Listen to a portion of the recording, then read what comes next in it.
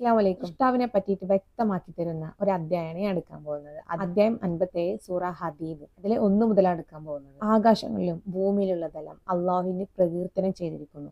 അവൻ പ്രതാപിയും യുക്തിമാനും അത്രേ. അവനാകുന്നു ആകാശങ്ങളുടെയും ഭൂമിയുടെയും ആധിപത്യം. അവൻ ജീവിപ്പിക്കുകയും മരിപ്പിക്കുകയും ചെയ്യുന്നു. അവൻ സർവ്വകാര്യത്തിനും കഴിവുള്ളവനാണ്. അവൻ ആദിയും അന്തിമനും പ്രത്യക്ഷമായവനും പരോക്ഷമായവനുമാണ്. അവൻ സർവ്വകാര്യങ്ങളെക്കുറിച്ച് അറിവുള്ളവനുമാണ്. ഏതൊരു വസ്തുവിനെയും വലയം ചെയ്യുന്നുണ്ട്, ആ വസ്തുവിനെ പറ്റിയിട്ടുള്ള അറിവ് തീർച്ചയായും അവന്റെ കയ്യിലുണ്ട്.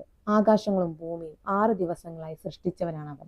പിന്നീട് അവൻ സിംഹാസനസ്ഥനായി ഭൂമിയിൽ പ്രവേശിക്കുന്നതും അതിൽ നിന്ന് പുറത്തു വരുന്നതും ആകാശത്തു നിന്ന് ഇറങ്ങുന്നതും അതിലേക്ക് കയറി ചെല്ലുന്നതും അവൻ അറിഞ്ഞുകൊണ്ടിരിക്കുന്നു.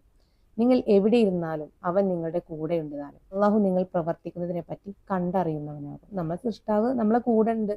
നമ്മൾ പ്രവർത്തിക്കുന്ന കാര്യങ്ങളൊക്കെ അറിയുന്നുണ്ട്. ഈ പ്രപഞ്ചത്തിൽ നടക്കുന്ന എല്ലാ കാര്യം അവൻ അറിയുന്നുണ്ട്. അവനാണ് ആകാശങ്ങളുടെയും ഭൂമിയുടെയും ആധിപത്യം. അള്ളാഹുലേക്ക് തന്നെ കാര്യങ്ങൾ മടക്കപ്പെടുകയും ചെയ്യുന്നു. ആകാശഭൂമിയുടെ ഒക്കെ നിയന്ത്രണം സൃഷ്ടാവിന്റെ കൈകളാണ്. സൃഷ്ടാവാണ് അത് നിയന്ത്രിക്കുന്നത്. എന്നാൽ അവനിലേക്ക് തന്നെയാണ് നമുക്ക് മടങ്ങിച്ചെല്ലാനുള്ളത്. സൃഷ്ടാവിന്റെ ആ കൈകളെന്ന അംശത്തെ പറ്റിയിട്ട് നമ്മൾ മനസ്സിലാക്കി കഴിഞ്ഞാൽ അവൻ രാത്രിയെ പകലിൽ പ്രവേശിപ്പിക്കുന്നു. അവൻ പകലിനെ രാത്രിയിലും പ്രവേശിപ്പിക്കുകയും ചെയ്യുന്നു. അവൻ ഹൃദയത്തിലുള്ളതിനെ പറ്റി അറിയുന്നവനാകുന്നു.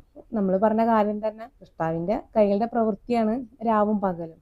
എന്നാൽ അതേ കൈകളുടെ പ്രവൃത്തി തന്നെയാണ് നമ്മുടെ ജീവൻ നിലനിർത്തുന്നതും. അതുകൊണ്ടാണ് നമ്മുടെ ഹൃദയത്തിലുള്ള കാര്യങ്ങൾ സൃഷ്ടാവിന് അറിയാൻ സാധിക്കുന്നത്.